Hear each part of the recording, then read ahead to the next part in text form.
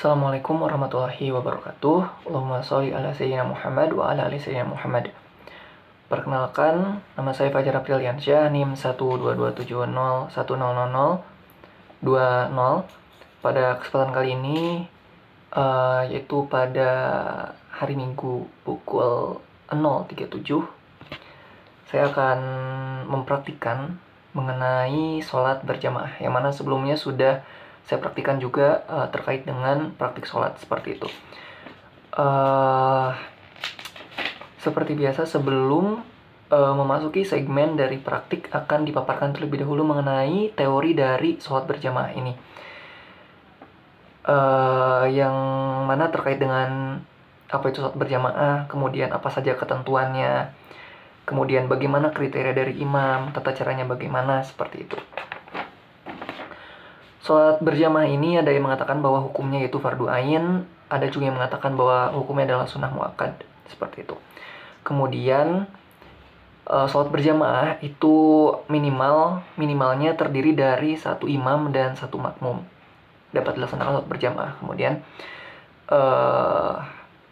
banyak yang mengatakan juga gitu ya, bahwa sholat berjamaah ini lebih utama 27 derajat fadilahnya dibandingkan dengan sholat munfarid atau sholat sendirian.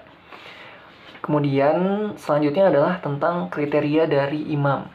Kriteria dari imam yang sudah dijelaskan juga gitu di materi. Di antaranya adalah yang paling banyak hafalannya, kemudian yang paling berilmu tentang sunnah, kemudian yang paling tua umurnya, dan lain sebagainya.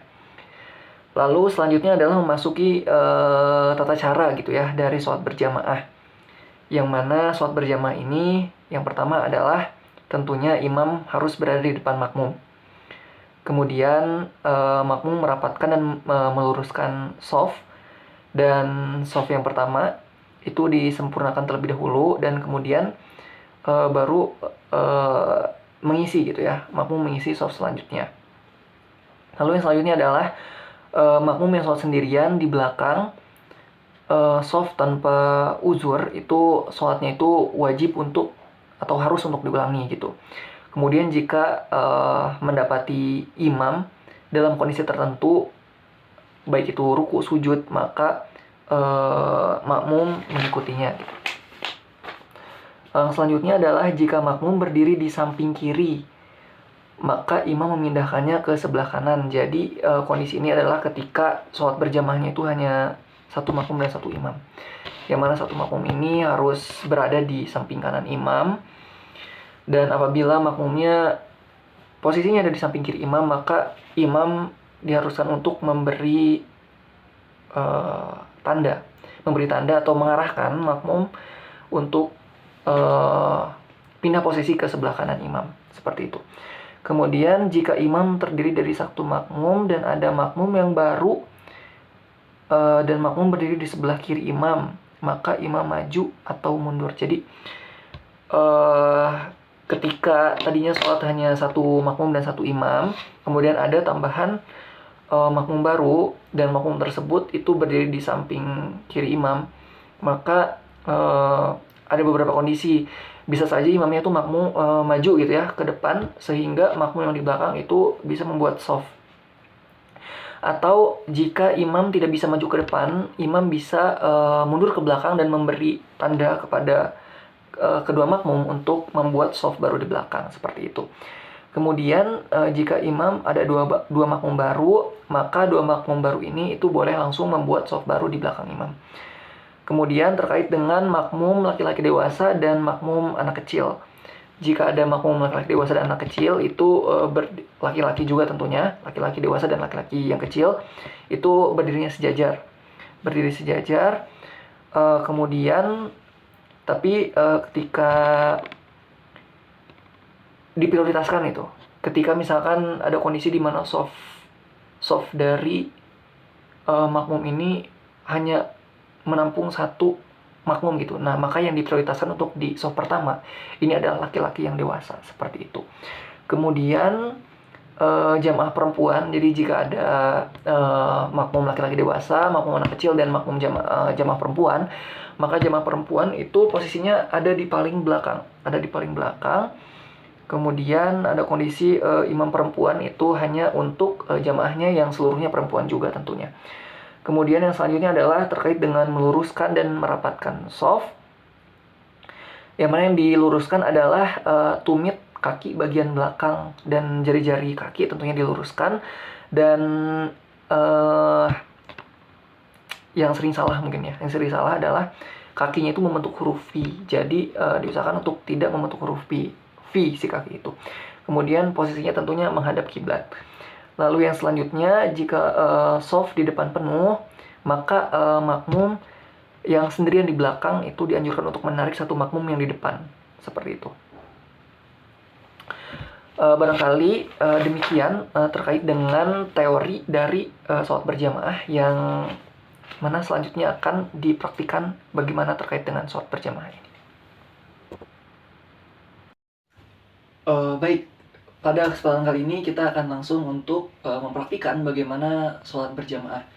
Seperti biasa gitu ya, seperti praktik sholat sebelumnya yang sudah dipraktikkan, bahwa sama saja gitu ya untuk gerakannya dan bacaannya itu sama saja. Kemudian untuk niat itu nanti misalkan di sini saya berniat menjadi imam gitu. Jadi saya nanti akan berniatnya itu adalah niat untuk menjadi imam seperti, dan begitupun ketika saya ingin menjadi makmum berarti saya berniatnya menjadi makmum seperti itu. Kemudian yang perlu dicatat di sini adalah mungkin kondisi-kondisi bagaimana gitu ya ketika makmumnya seperti apa dan bagaimana, dan apa yang harus kita lakukan gitu sebagai imam seperti itu gitu. Nah, misalkan di sini kita sholat berjamaahnya yaitu hanya berdua, misalkan hanya makmumnya itu hanya berdua. Berarti yang harus dilakukan adalah posisi makmum dan juga imam itu tuh yang pertama boleh sejajar jika berjamaahnya berdua seperti itu. Boleh sejajar ataupun boleh sedikit makmumnya agak mundur ke belakang seperti itu. Nah, posisi makmumnya itu adalah di sebelah kanan imam seperti itu. Nah, dan ketika makmumnya ada di sebelah kiri imam, maka itu hukumnya makruh, dan imam itu wajib untuk mengingatkan seperti itu. Nanti di sini misalkan saya contohkan, di sini makmum misalkan ada di sebelah kiri saya, maka saya memberikan kode gitu kepada makmum untuk pindah ke sebelah kanan, misalkan seperti ini dengan gerakan tangan seperti itu. Itu yang pertama seperti itu ya. Nah, yang kedua adalah makmum itu tuh harus mengikuti gerakan imam.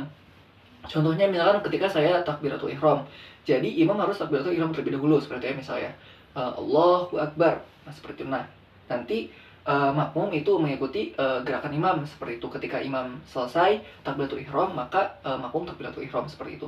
Dan begitupun dengan bacaan dan gerakan selanjutnya gitu.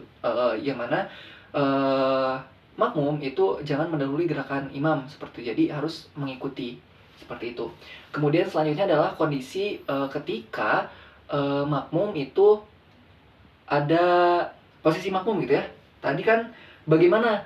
Kalau tadi kan sholatnya masih berdua. Nah, bagaimana ketika di tengah-tengah itu ada tambahan makmum seperti itu. Nah, ketika sholatnya itu tidak berdua lagi, maka otomatis si makmum itu harus pindah ke belakang seperti itu. Pindah ke belakang atau imamnya pindah ke depan seperti itu. Misalkan tadinya saya di sini gitu ya. Jadi saya pindah. Nah, jadi makmum bisa membuat shelf baru gitu di belakang, soft baru. Kemudian apabila imam tidak bisa maju ke depan, maka imam memberikan kode gitu ya kepada makmum agar makmumnya mundur ke belakang. Contohnya misalkan di sini belakang saya ini ada makmum. Nah, berarti saya memberikan kode itu ke makmum yang di belakang untuk membuat soft baru di belakang seperti itu. Kemudian kondisi yang selanjutnya adalah ketika ada tambahan makmum gitu, ada makmum anak kecil dan makmum orang dewasa. Kemudian soft di belakang itu sudah penuh gitu ya, sudah penuh antara diisi oleh makmum yang dewasa ataukah dengan makmum anak kecil kayak gitu ya. Nah, di sini yang harus diprioritaskan adalah makmum yang dewasa. Jadi makmum yang dewasa itu harus mengisi soft hingga penuh. Kemudian makmum anak kecil tadi itu membuat soft yang baru di belakang seperti itu. Barangkali demikian untuk praktek sholat jamaah ini. Mohon maaf apabila masih banyak kekurangan dan kesalahan. Demikian akhirul kalam, wabillahi taufiq wal hidayah. Wassalamualaikum warahmatullahi wabarakatuh.